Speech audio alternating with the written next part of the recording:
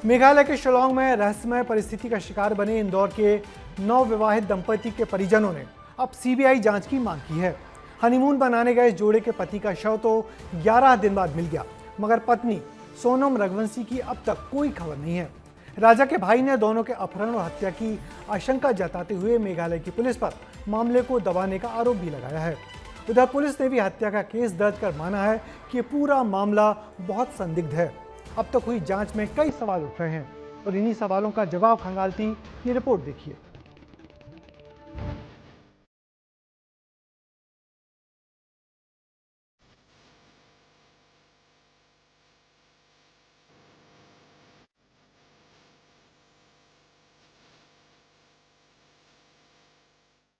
इंदौर से शिलांग हनीमून पर गए दो दिल, अब एक हमेशा के लिए खामोश है और दूसरा कहाँ गुम है कोई नहीं जानता। शिलांग की घाटी में मिली एक लाश और पीछे छूटे अनगिनत सवाल। ये केस ट्रैजिक हादसे से कहीं ज्यादा है। इसमें कुछ ऐसे सवाल हैं जो हर किसी के मन में कौंध रहे हैं। पहला सवाल, क्या दोनों का किसी से विवाद हुआ था? दूसरा सवाल, आखिर उन दोनों के साथ मौजूद गाइड ने क्या देखा? क्या गाइड कुछ छुपा रहा है? तीसरा सवाल, जहां दोनों की स्कूटी मिली उससे 25 किलोमीटर दूर राजा का शव आखिर कैसे मिल गया? सवाल नंबर 4, आखिर राजा का शव इतनी दूर पहुंचा कैसे? सवाल नंबर 5, क्या सोनम रघुवंशी अब भी जिंदा है? 11 दिन की तलाश, ड्रोन की मदद से खंगाली गई घाटियां और फिर एक खाई में दिखा एक शरीर जिसकी पहचान कैसे हुई अब आप वो समझे। 2 जून की सुबह करीब 11:30 बजे राजा का शव दिखा। ड्रोन की मदद से गहरी खाई में तलाशी ली।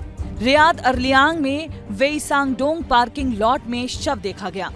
रियाद अर्लियांग राज्य का सबसे ऊंचा स्थान है। शव की पहचान हाथ पर बने टैटू से हुई। घड़ी, फोन की स्क्रीन और एक सफेद शर्ट शव के पास से मिली है। गायब होने से ठीक पहले सोनम ने अपनी सास से फोन पर बात की थी। ये कॉल अब इस केस की सबसे अहम कड़ी बन चुकी है।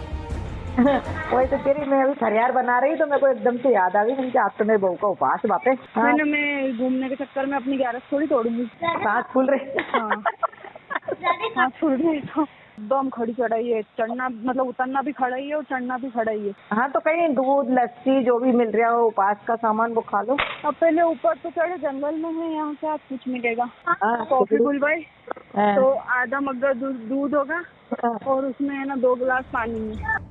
और फिर इस कॉल के बाद सोनम और राजा की आवाज के लिए उनका परिवार तरस रहा है। अब इस मामले की जांच ने तेजी पकड़ ली है।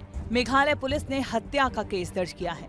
जांच के लिए एसआईटी का गठन हो चुका है, लेकिन परिवार के सवाल अब भी अपनी जगह बने हुए हैं। तक सीबीआई नहीं आएगी तो मुझे लगता नहीं है तो सुराग मिलेगा, क्योंकि किसी पे डेफिनेटली हम लोग बोल सकते नहीं इसने ही करा है, क्योंकि यहाँ कहीं सीसीटीवी कैमरा कहीं पे है नहीं। दूसरी चीज़, जो पार्किंग यार्ड जहाँ पे से बॉडी मिली है वो कुछ बहुत मतलब करीब साल या 2 साल से बंद है, जहाँ पे कोई कैमरे नहीं लगे हुए हैं। पहले सेना और अब सीबीआई की मांग ये बता रही है कि परिवार को शक है कि उनके परिवार के बच्चों के साथ हादसा नहीं, साजिश हुई है। कल शिवम की डेड बॉडी मिली है 150 फीट गहरी खाई में, और मर्ग कायम करके उसकी जांच स्थानीय पुलिस कर रही है। और आगे जो भी चीज़ें आएंगी, और लोकल पुलिस होने के नाते इंदौर में हमारा जो कोऑर्डिनेशन का काम है वो लगातार होता रहेगा, उसमें किसी भी तरीके की कोई दिक्कत नहीं आएगी। इस पूरी कहानी में एक सवाल विस्तार न्यूज का भी है। जिस जगह सोनम और राजा को पहुंचने में महज कुछ घंटे का समय लगा, उसी जगह शिलांग पुलिस को पहुंचने में 11 दिन का वक्त आखिर कैसे लगा? उम्मीद है इस केस का पूरा सच सबके सामने जरूर आएगा। ब्यूरो रिपोर्ट, विस्तार न्यूज। परिजन अब एक ही दुआ कर रहे हैं कि किसी भी हाल में अब उनकी बेटी उन्हें सुरक्षित मिल जाए, और इसी को लेकर परिजनों ने केंद्र और राज्य सरकार से पूरे मामले की सीबीआई जांच की मांग की है। बंटी राठौर के साथ पुनीत विजयवर्गीय, विस्तार न्यूज, इंदौर। वैसे अब ये साफ होता जा रहा है कि सोनम और राजा शिलांग में किसी बड़ी अनहोनी का शिकार हो गए हैं।